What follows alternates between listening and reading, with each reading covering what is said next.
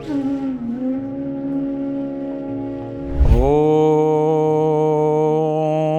श्री परमात्मने नमः। आप सभी को बहुत बहुत आशीर्वाद, शुभकामनाएं। और आप सब के लिए फिर से एक निमंत्रण मैं अपनी तरफ से दे रहा हूं।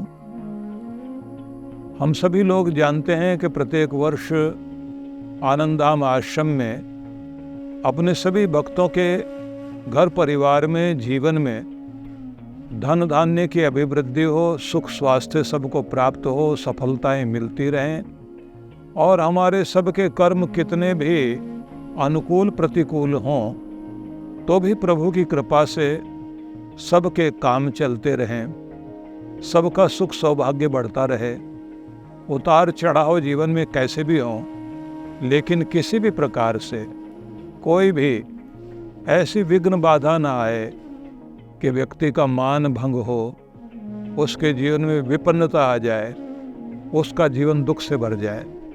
तो इसीलिए 23 वर्ष हो गए जिन वर्षों से हम नित्य निरंतर आनंदधाम आश्रम में दीपावली से पूर्व अपने सभी श्रद्धालु भक्तों के लिए यह गणपति भगवान का आराधन और लक्ष्मी माता का आराधन उसको ध्यान में रख करके ये गणेश लक्ष्मी महायज्ञ किया करते हैं।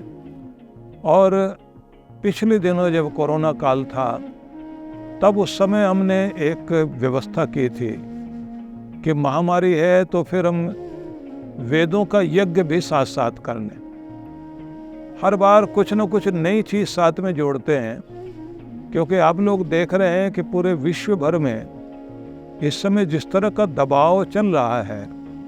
मैंने 4-5 वर्ष पहले कहा था कि आने वाला समय आर्थिक रूप से भी दबाव का होगा, स्वास्थ्य के रूप में भी दबाव का होगा, परिवारों में भी समस्याएं रहेंगी, अनेक तरह के उतार चढ़ाव रहने वाले हैं। क्योंकि दिखाई दे रहा था कि काल अपना भयंकर रूप लेकर इस संसार में अनेक लोगों के साथ इस समय परीक्षा लेता हुआ हर एक के भीतर उसकी शक्ति क्या है, उसकी योग्यता क्या है, इस सब की परीक्षा ले रहा है।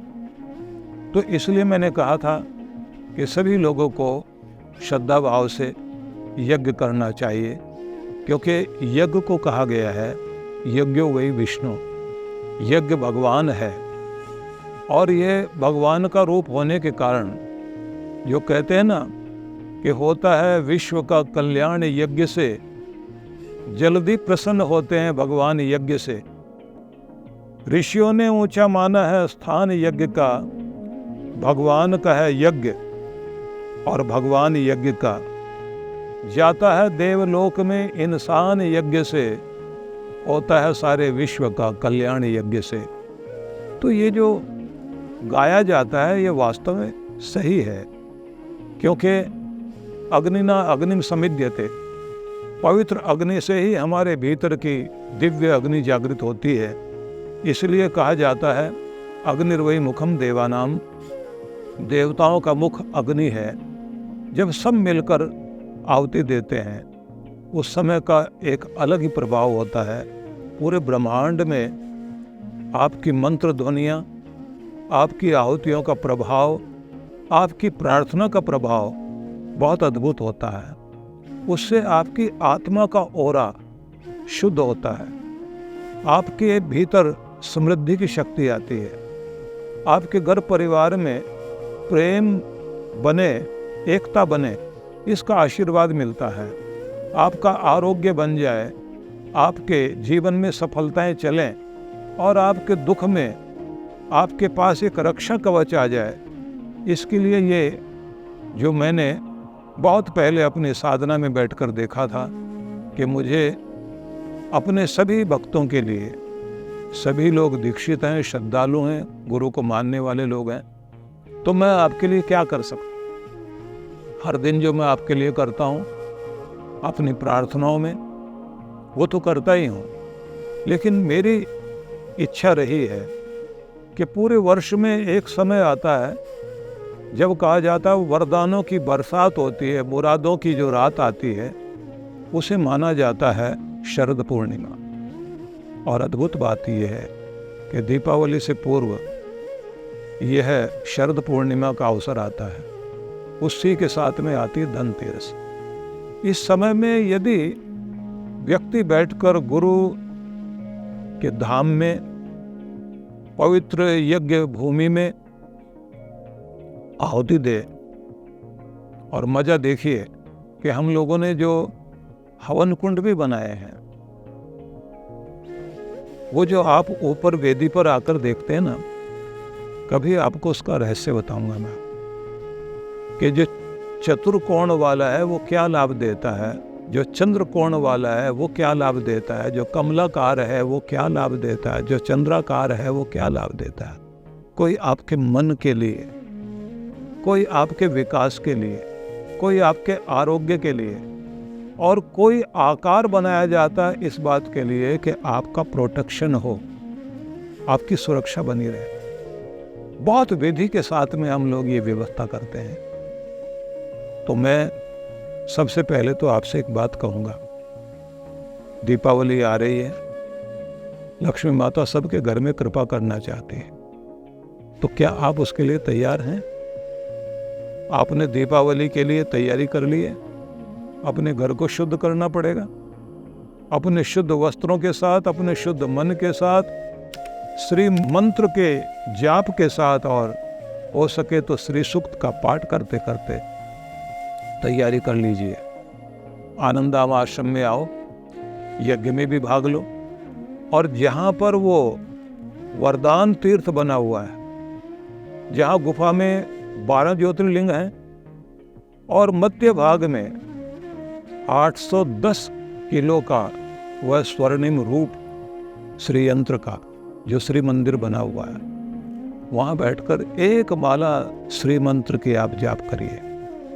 5 दीप वहाँ से लेकर अपने घर में दिवाली पर जलाइए। मैं कहता हूँ, कैसा भी दुख का, दुर्भाग्य का जीवन में समय रहे, आपकी रक्षा होगी, आपकी बरकत पड़ेगी, आपकी लाज रहेगी, आपकी पगड़ी ऊंची रहेगी। ये एक महत्वपूर्ण चीज मैंने आप लोगों के लिए व्यवस्था की है।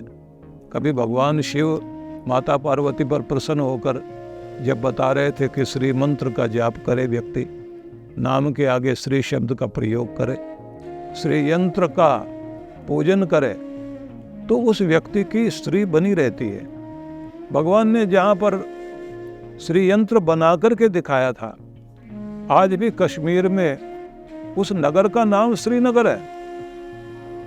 और जहाँ पर भगवान शिव ने 3 तरह के दुख पैदा करने वाले वो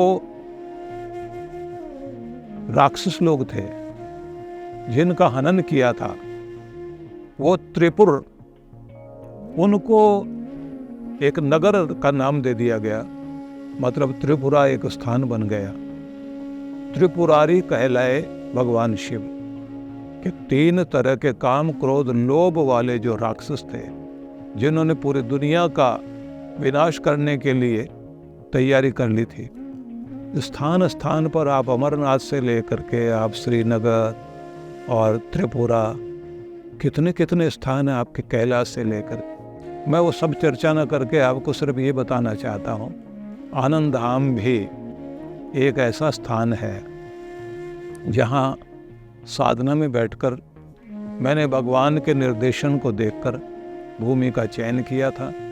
जो उनके आदेश हैं उसके अनुरूप मैं आप सबके कल्याण के लिए कार्य करता रहता हूँ। इसलिए कल्प वृक्ष जहाँ है, गुरुकुल जहाँ है, जहाँ पर भगवान पशुपतिनाथ का स्थान है, जहाँ 12 ज्योतिर्लिंग है, जहाँ पवित्र गौशाला है, और जहाँ पर निरंतर भंडारा चलता रहता है, और जहाँ दुख दूर करने के लिए करुणा सिंधु हॉस्पिटल के माध्यम से सबके लिए दवा, औषध का प्रयोग हो रहा है, ऐसे पवित्र स्थान में जब आप श्रद्धा भावना लेकर आते हैं, जितनी गहरी श्रद्धा लेकर के आओगे, आपका निश्चित रूप से कल्याण होगा। इसलिए तैयारी कर लीजिए। लक्ष्मी माता को आप आमंत्रण दें, उनकी आगवानी की तैयारी कर लीजिए। और जैसे कहा जाता है कि कोशिश तो होनी चाहिए कि गुरु के धाम से, लक्ष्मी स्थान से ज्योति लेकर के अपने घर में दीप जला के रखें। तो कुछ भी हो, आप श्रद्धा भाव से आओ, और जितनी श्रद्धा से आओगे भाई, उतनी ही कृपा आपके जीवन में आएगी। इस श्री गणेश महालक्ष्मी यज्ञ में मैं आप सबको निमंत्रण दे रहा हूँ। और यदि कारणवश कोई व्यक्ति नहीं पहुँच पाए तो भी अपना हृदय जोड़े रखना, मन जोड़े रखना, संकल्पित यजमान बन जाना। संकल्पित यजमानों के लिए मैं नित्य निरंतर, जब यज्ञ चलता है, खुद जा कर के उनके चित्र जहाँ लगे होते हैं, उनके श्रीयंत्र जहाँ रखे होते हैं, मैं वहाँ जा कर के पुष्प अर्पित करके यज्ञ करने के बाद में मंगल कामना किया करता हूँ कि भगवान, जो ये शरीर से यहाँ नहीं पहुँच पाए, मन से यहाँ जिनका ध्यान टिका हुआ है, उन सभी संकल्पित यजमानों के घर में सुख समृद्धि देना, इस यज्ञ का फल वहाँ मिले। अब लोग ये भी जानते हैं कि भगवान कृष्ण ने जब खांडव प्रस्थ को जला करके और उसका नाम इंद्रप्रस्थ रखा, और वहाँ बहुत बड़ा राजस्व यज्ञ हुआ, तो आप जानते हैं उसका प्रभाव पहले तो हस्तिनापुर हुआ करता था। अब पूरी दुनिया के नक्शे में हस्तिनापुर एक छोटी सी जगह रह गई, और जहाँ यज्ञ करके भगवान ने अपनी कृपा बरसा दी, वो खांडव प्रस्थ बन गया इंद्रप्रस्थ। और वो इंद्रप्रस्थ जो है वो ये आपके भारत देश की राजधानी, क्योंकि वो किसी व्यक्ति ने नहीं बसाई, वो भगवान ने बसाई। और भगवान ने भी ये कहा कि अगर समस्त दोष दूर करने हैं तो यहाँ यज्ञ कर। और दुनिया दुनिया से वो ऋषियों को लेकर के आए थे। तो भाई, यज्ञ कभी मत छोड़ना। भगवान स्वयं कह रहे हैं, यज्ञ दान तप कर्म न त्याज्यम कार्यमेव तत् यज्ञोदानम तपश्चैव पावनानि मनीषिणाम। मनुष्य को कभी भी यज्ञ नहीं छोड़ना चाहिए। यज्ञ में हाजिरी लगाना अपना कर्तव्य मानना चाहिए, क्योंकि मनुष्यों के लिए इस दुनिया में पवित्र करने वाली चीज, पाप ताप को नष्ट करके सुख समृद्धि देने वाली चीज यज्ञ से बढ़कर कुछ नहीं हो सकती। ये भगवान श्री कृष्ण ने स्वयं गीता में कहा। आप सभी के लिए एक और आनंद की बात मैं बता देता हूँ कि जब आप यज्ञ में भाग लेंगे, उसी के साथ में आप सबको मैं वह वरदान सिद्धि विद्या, वरदान विद्या, उसके लिए भी अभ्यास कराऊंगा। यदि आप उसके लिए भी अपने आप को अभी से रजिस्टर्ड करा लें तो बहुत अच्छा रहेगा, क्योंकि ये अवसर वर्ष में एक बार ही आता है। तो आइए, आप पधारिए, लाभ लीजिए। आप सबको बहुत बहुत मंगल कामनाएं, बहुत बहुत शुभकामनाएं।